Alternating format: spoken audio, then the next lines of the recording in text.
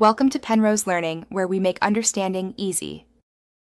You begin by confirming basics so the update can run without interruption. Check model and free space, and backup saves to USB or cloud. This prevents data loss if reinstall is needed. Connect the PS4 via Ethernet for the most reliable transfer, or ensure a strong Wi-Fi signal if Ethernet isn't possible. Once connected, go to Settings System Software Update and start the download. You're initiating the process now, so the console can verify and prepare files. You watch the download and let it finish completely. Partial files cause verification errors.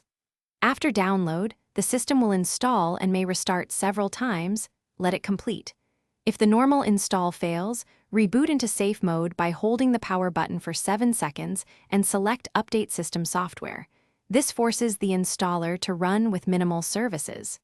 If safe mode can't fix it, prepare a FAT32/XFAT USB with a PS4/update folder and the official file to perform a manual reinstall. Once the update completes, restore saves and verify that games and network features work. This confirms integrity. If you encounter errors, note the error code, then try changing DNS to 8, 8, 8, 8 and 8, 8, 4, 4 and restart the console. Network misconfiguration often blocks updates. If errors persist, initialize the PS4 from safe mode and perform a full OS reinstall using the USB method, then restore your backups. This removes corrupted system files. Thanks for watching. If this was helpful, leave a like and consider subscribing. See you next time.